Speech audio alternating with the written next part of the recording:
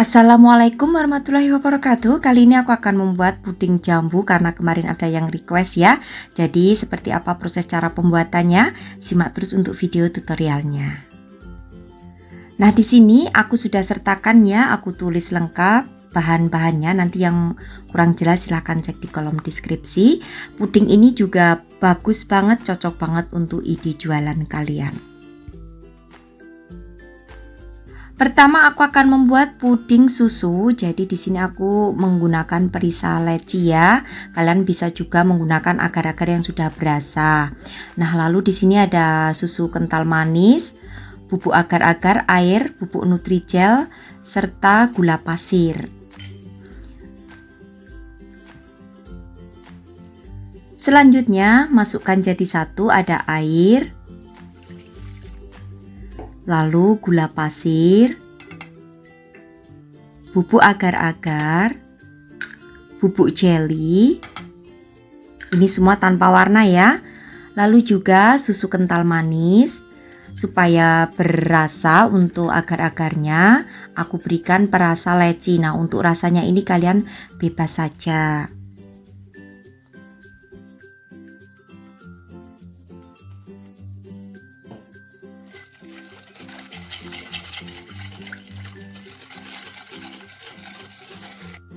Selanjutnya masak hingga mendidih dengan menggunakan api sedang cenderung kecil. Jangan lupa untuk sering diaduk ya.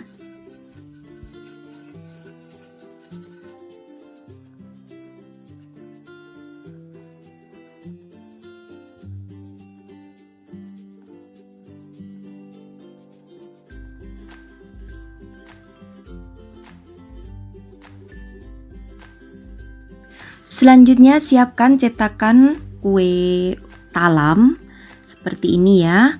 Lalu tuang untuk puding susu, menuangnya setengah bagian daripada cetakan saja, jangan penuh ya, hingga semuanya selesai. Dan biarkan puding susunya mengeras terlebih dahulu.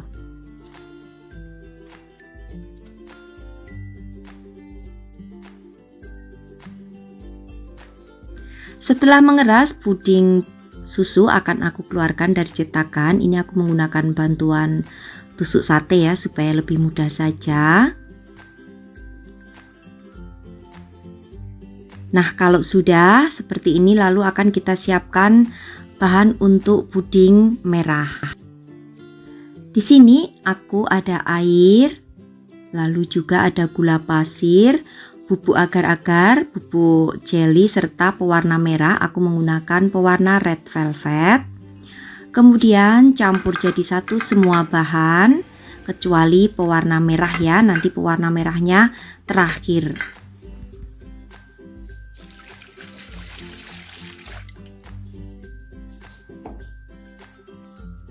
Kemudian masak dengan menggunakan api sedang cenderung kecil hingga mendidih.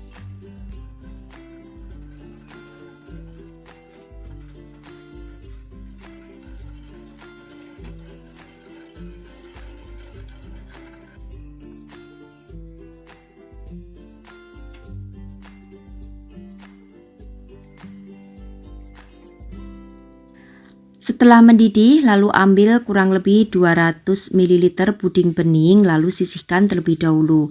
Nah, di sini aku menggunakan cetakan kue talamnya lagi ya. Jadi kue talamnya tadi kita gunakan kembali. Lalu untuk sisa puding bening yang ada di panci akan aku beri pewarna merah. Nah, di sini sekali lagi aku menggunakan perisa red velvet. Kalian bisa menggunakan pewarna merah apapun juga.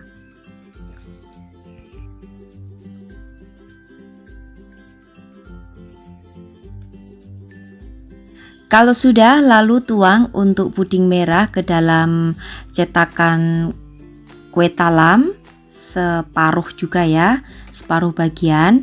Lalu masukkan untuk puding putih ke dalamnya seperti ini dengan posisi sama saat kita mengeluarkan puding putih dari cetakan. Jadi yang bagian bawah tetap di bawah, bagian atasnya tetap di atas.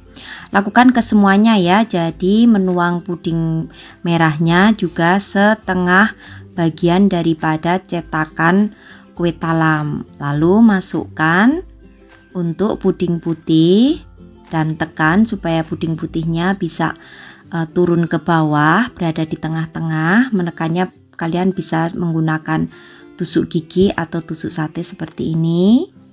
Lakukan hingga semuanya selesai, lalu kalau sudah biarkan hingga mengeras atau dingin.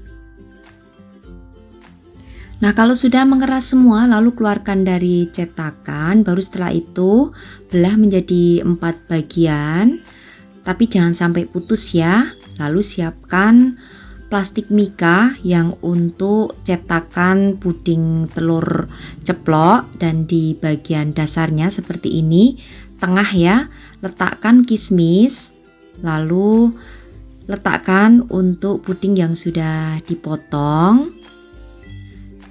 Tengahnya berikan juga kismis seperti ini supaya bisa merekah ya untuk pudingnya.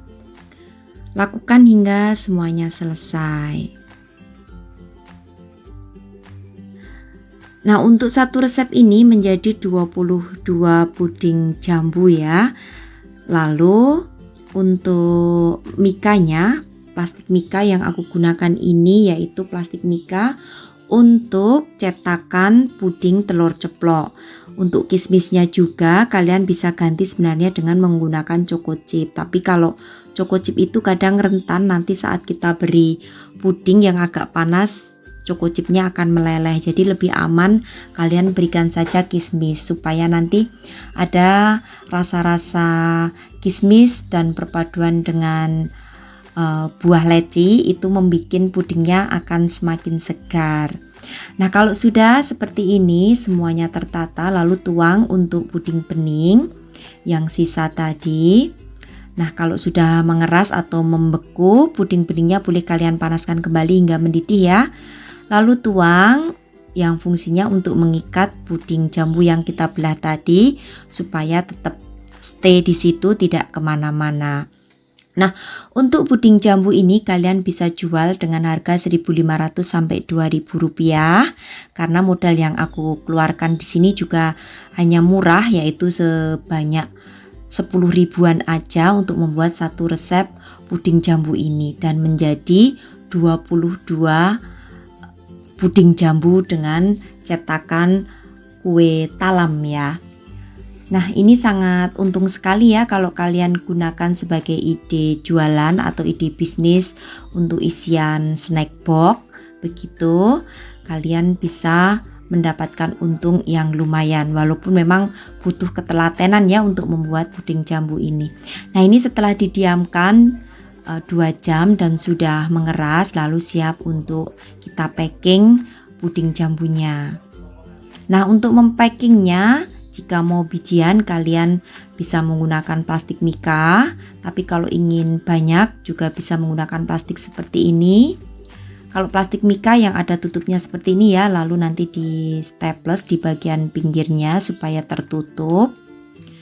Nah, kalau aku menjualnya per cup coklat ini ukuran 10 ya, 10 cm untuk lebarnya, itu isi 5 seperti ini. Jadi menjualnya itu 5 biji dalam 1 cup.